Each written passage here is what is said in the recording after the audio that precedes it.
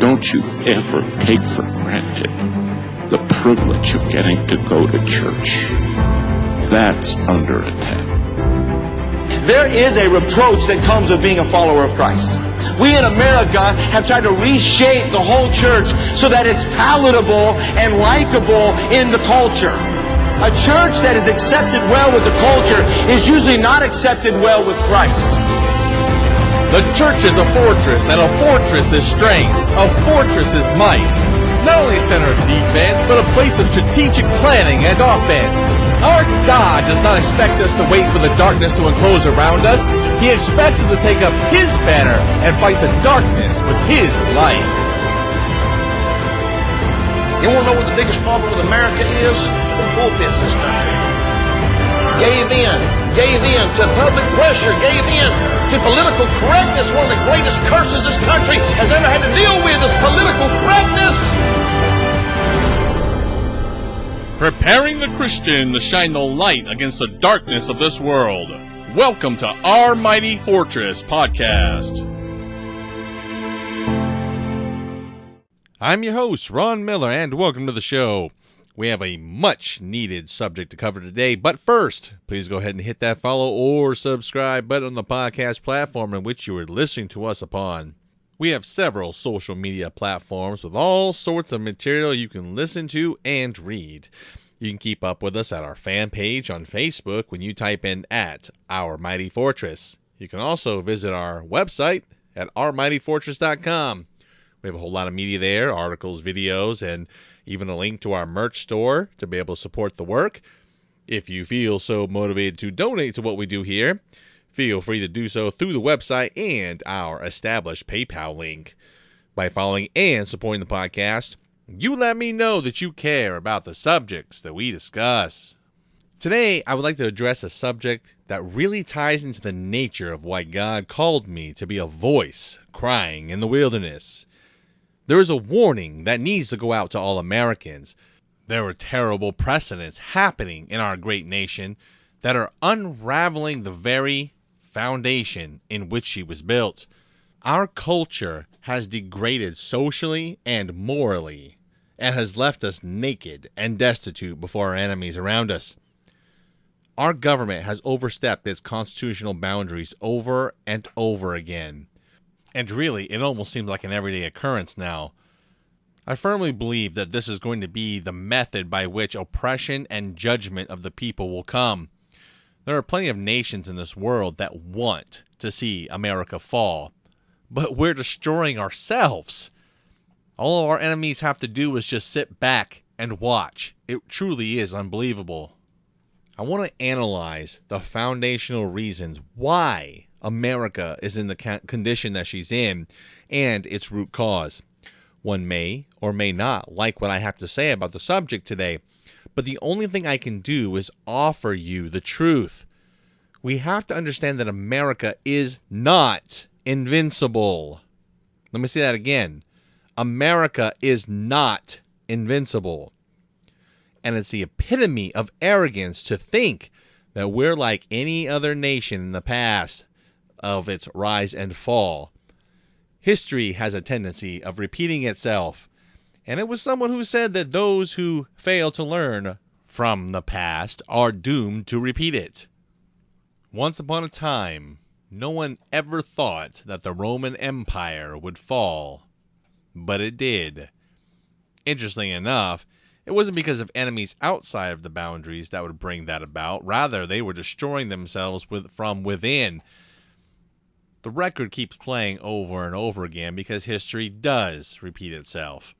If we refuse to see and hear these warnings, especially the warnings from God, then our nation also will spiral downwards further to, I believe, will be a point of no return, and we will receive the destruction and judgment that it deserves.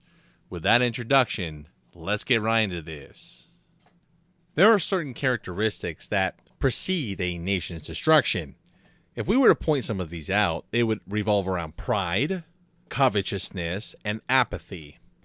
Now, these are directly moral issues, and when looking at the Judeo-Christian moral framework that our nation was founded upon, these are considered sin before God. We see that, much like the nations that came before her, America has all three characteristics that will eventually lead to her destruction. All three, which are not only affecting the people, but is affecting the men and women who run the government. Pride can be easily defined as thinking more of yourself than you ought. The United States government is filled with proud individuals and think very highly of themselves, and even go so far as to get as much airtime as possible on various media sources. The picture that comes to mind of one of our recent government members of the medical field is Dr. Fauci. Ever since that man has gotten some of the spotlight during the whole coronavirus epidemic, that guy cannot get out of the camera. He loves the camera. Pride is what makes a person thirst for power or fame. If there's one thing the last 5 years have shown us about government, is that the whole system is corrupted with pride. It is pride which makes government officials violate others' constitutional rights and their belief that they can actually get away with it. Think about that. They not only violate your rights, they also think that they can get away with it. That's pride. Pride is what makes these officials walk around with this feeling as though they are untouchable. In the book of Proverbs, chapter 16, and verse 18, it says, quote, "Pride goeth before destruction, and an haughty spirit before a fall," end quote. This is not only true in the internal sense when it comes to the judgment of God, it is also the outcome of man's decisions as well. In her pride, America has rejected the very God that set its foundation. There are so many that kick against this very concept, even Christians. And mainly it's because of their hate for anything holy. That word seems to be an offense, especially amongst Christians, unfortunately. Materialism has corrupted the minds and hearts of Americans, and we have forgotten our Maker. Never before in the history of man has such a government like the United States even existed. It hasn't been done before. America is the epitome of the best government that man could bring forth. And it's going to fail because it's solely based upon man now. We don't want God a part of it. So it's going to be like every other government and fall apart. It is so arrogant to think that, hey, look at us. We're so advanced in America compared to the rest of the world. But it was because of Christian principles that allowed such advancements to take place. There are so many examples, but let's take a look at just a few. How about the Fifth Amendment, which is the right to due process under the law? That is kind of important. This has its origin in what's called Blackstone's formulation. William Blackstone was an English jurist in the 1760s and ultimately wrote that it would be better for 10 guilty people to go free than for one innocent person to be unjustly convicted. Now, this was later quoted extensively, especially by the Founding Fathers. Benjamin Franklin took it a step further to say it would be better that 100 persons it would be better for 100 persons to go free than one righteous man to be unjustly convicted. Where did these men get such ideas? Was it from the Enlightenment? No, it was not. The origin stems from the book of Genesis in the Bible and the story of Sodom and Gomorrah. God was going to judge the city for their sins, especially for their pride. The book of Ezekiel, chapter 16, and verse 49 says, quote, "Behold, this was the iniquity of thy sister Sodom, pride, fullness of bread, and the abundance of idleness was in her and her daughters. Neither did she strengthen the hand of the poor and needy." End quote. Most remember that story because of the homosexuality of Sodom, and surely that was wicked before God. But it was ultimately pride which led to the other atrocious sins that were stated. When God was going to judge Sodom, Abraham's brother Lot was in the city. Abraham made a deal with God that if there were just 10 righteous found in the city, then he should not destroy it. None was found, though. They went to the city and got Lot and his family out before the destruction, but the city would not be judged until Lot and his family were out. Hence, the foundation for Blackstone's formulation. The right to a fair trial and its Christian origin were written into the Constitution.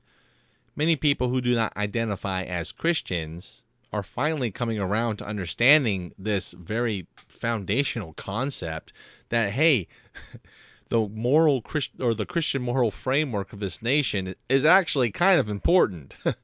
They're realizing this, and even those who don't even believe in the Christian God, they may be agnostic or even atheist or even, other types of spiritual individuals. Many are realizing that the Christian moral framework is very important, and that's definitely a good thing.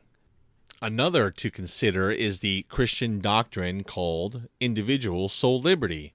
Soul liberty is what God himself established when he created us, and we find this clear teaching in his word in Galatians chapter 5 and verse 1.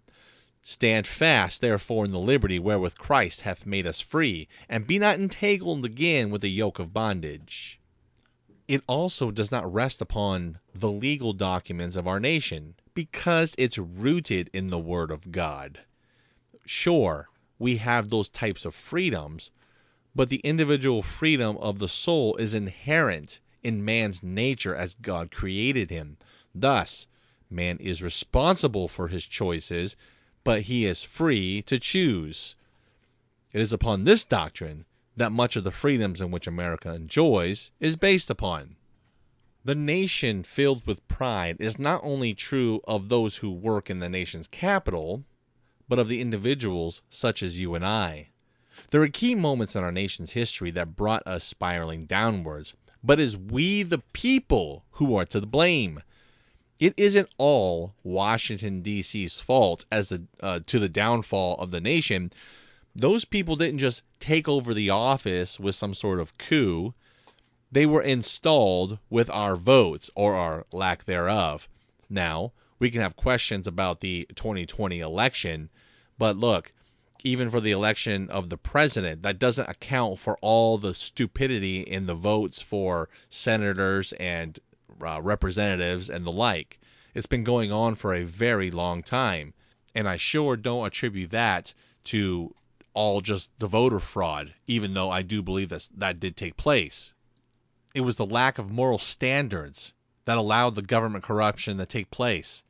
People want to point out that, Donald Trump wasn't a very moral man in his past, yet it was the snake globalists that installed the elements of our nation's destruction from within. It wasn't Donald Trump that installed the spy programs that are being used upon the American people.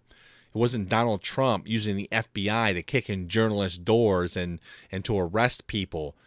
It sure wasn't Donald Trump that did those things.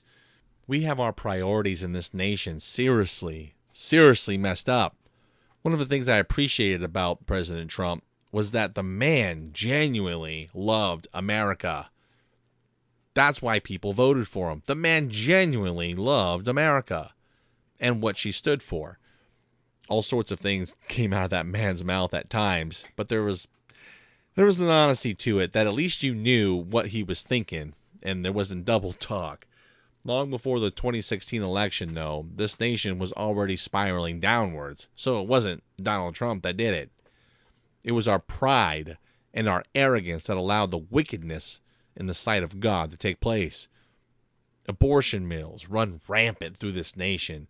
Law and order unraveling because men of justice won't stand up for truth. There is so much that we can list, but I think you get the point. I'm not saying that being a Christian should be compulsory either, but just recognize the principles in which this nation was founded upon and follow them. The Christian moral framework matters. If you don't have the Christian moral framework, you do not have America. You don't. Period. The next aspect of America's destruction that we're going to address is that she is covetous. To covet is to be excessively eager to obtain and possess. This walks hand in hand when you have the love of money. God has a few choice words on this subject, especially in the New Testament. He writes in the book of 1 Timothy chapter 6 and verse 10, quote, "For the love of money is the root of all evil, which, while some coveted after, they have erred from the faith and pierced themselves through with many sorrows," end quote. Interestingly enough, the Bible talks about managing money quite a bit because of the evil that can follow it. Unbelievers will say, well, the Bible talks about money, so, preachers can get money. Well, sure, there are some evil men out there that claim to be pastors that are blatant heretics according to the Christian faith that do those types of things. But God talks a lot about money because what you spend your money on is where your heart is. And even in your conversations on your daily basis with people, you really want to find out what a person really acts like and who he or she truly is. Deal with money. That nice person can turn very wicked in a heartbeat. It's amazing what money can tempt us with and what money can do to our character. It is absolutely insane. We're so easily tempted with shiny things that will follow such to our own destruction. The same is true for our nation as a whole. The government is filled with those who are considered covetous and have a love of money. The game is rigged from the very beginning that someone comes into politics. It takes a lot of money to get elected and even more money to keep the seat that you won. The system repeats every 2 years for representatives and every 4 years for senators. The temptation is very high to take money from those who want to purchase your vote in the Senate or the House. The legal purchasing of votes takes place through lobbyists who hold fundraisers for various politicians so they can get certain legislation passed. An article written by a former lobbyist in 2018 states that, quote, "Today, most lobbyists are engaged in a system of bribery, but it's of the legal kind, the kind that runs rampant in the corridors of Washington.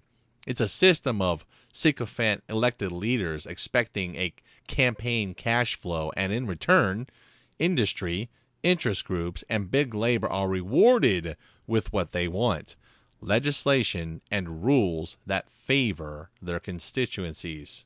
End quote. It gets even worse when there are spending bills that are passed that have extra budget spending for nonsensical items. Senator Rand Paul used to do short clip videos on these budget items with huge price tags, but they were for nonsense. One could say that maybe that these are just a funnel to be able to get American tax dollars into somebody's pockets. I wonder if we're ever going to follow that rabbit trail sometime. That would be a great investigation. One example of this was sending 25 million tax dollars to Pakistan for gender programs. "In the name of democracy," was the cry of the left. Never mind the fact that our nation is in tens of trillions of dollars of debt, but we're funding gender programs in Pakistan. Yeah. If that doesn't make you raise an eyebrow, then I don't even know what will. Let us not look to just the government for its corruption, but let's take a glance at our modern culture.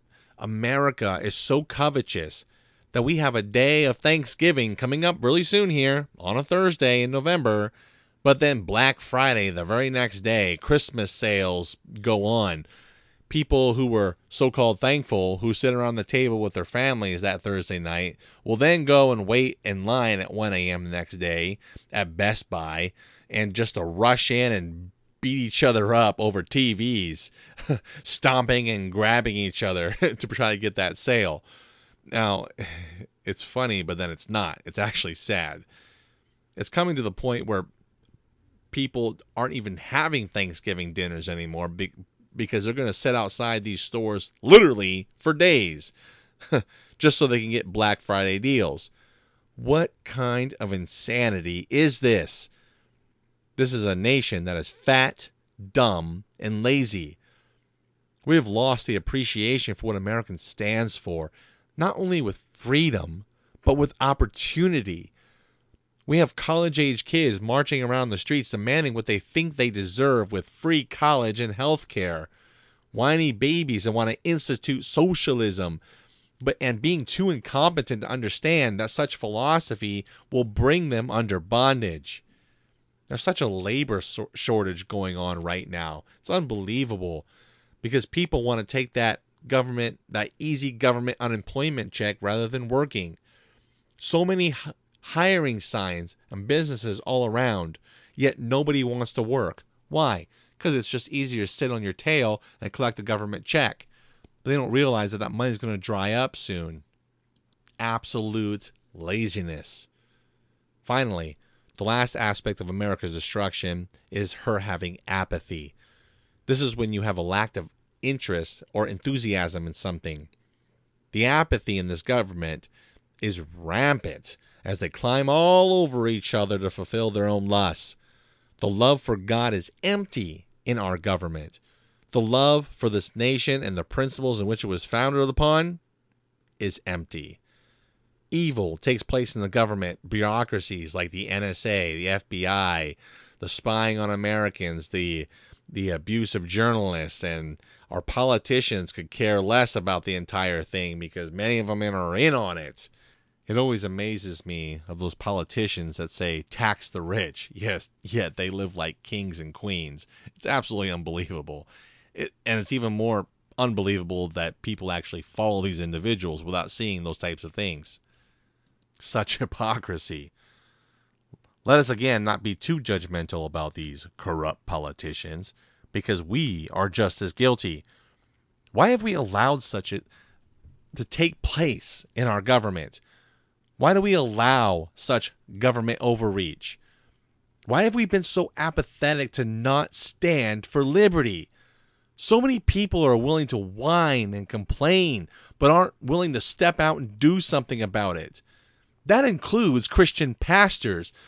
Some of the people that annoy me the most are these so-called Christian pastors that really expose themselves as wolves among sheep. These men won't stand up to defend the sheep. They won't do what they are called to do as shepherds, to defend the sheep. Although there are, on the flip side, many men of God who are standing. And you know what? We need to flock around these men and strengthen their hands that they stand up against evil, that we all unify to stand up against evil. But at the same time, we need to call out the false ones for what they are. After the 2020 election debacle, I have an overwhelming temptation to never vote again because it just seems like it doesn't matter. Maybe all those crazy ones I used to talk to in the past that said those kind of things were actually right. I don't know. But what I do know is that change comes through affecting one person at a time, being able to change their mind and heart through Christ.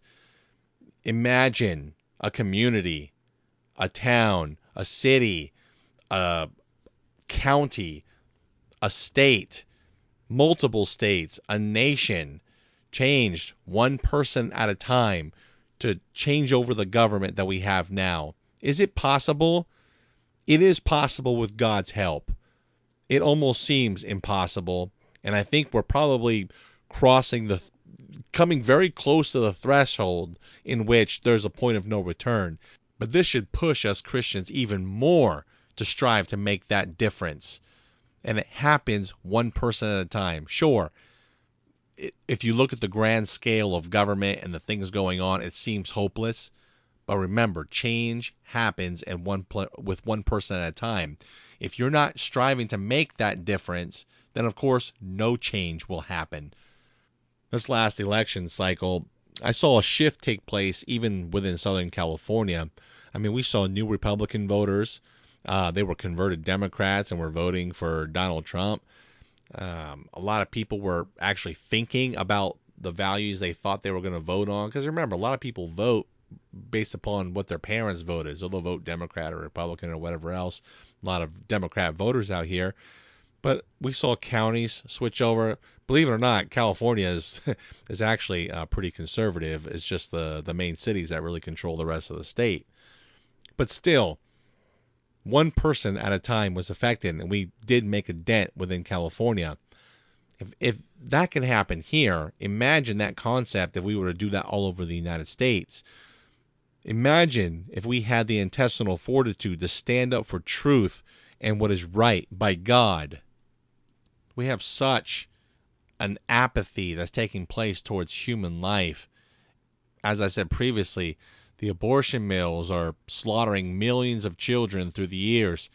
Not only that, but the violence that's taking place in the streets. How do we come to the place where you've got younger men just going up to older men walking with canes, old men, and just beating the tar out of them? How do we come to that place? How do we get to the place where an individual walk into a church filled with people and open fire upon worshiping crowds? How do we come to the place where gangs roam the streets, indiscriminately killing, or even the sex trafficking of people?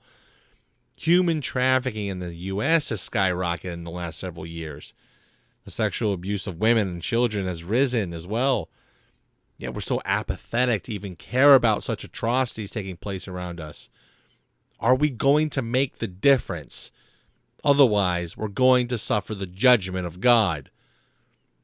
Our spiritual apathy towards God is just as corrosive. It feeds the previous lack of action we just spoke of. People could care less about the God of the Bible, but are willing to chase after a God of their own creation. This is very similar to a time described in the Bible where man, quote, did that which was right in his own eyes. As I said previously, even if a person's not a Christian, imagine a country that would get back to the principles in which it was founded upon, life and liberty. Imagine a country that wasn't so morally bankrupt where you weren't pushing drugs upon kids to try to change their gender or sex. Just unbelievable. Imagine a country that wasn't so morally bankrupt that you can't trust the average person walking down the street by you. Remember, there was a time in our nation's history where people didn't even lock their houses or their cars. That wasn't a part of my generation. I can't even contemplate that. That's a good way to get your stuff stolen. But it used to be where people were a whole lot more moral, but not so much now. Interesting. Why was that? Christian moral values. Let's look at ourselves and realize that we made this nation great in God's eyes. It was not by being proud and arrogant, but a nation that feared God and was humble. That same nation was blessed. Let's not be covetous, chasing after the things of this world. They won't bring us the happiness and fulfillment the advertisements claim they will. We can only find such in Almighty God. Lastly, let's not be apathetic to the things happening around us. Let's not be apathetic towards one another, but love one another as the scripture says. Jesus Christ says in the book of John, chapter 13, verse 34, quote, "A new commandment I give unto you, that ye love one another, as I have loved you, that ye also love one another." End quote. Imagine a nation that would do that. Imagine what could take place if we turned from our sins and turned back to God.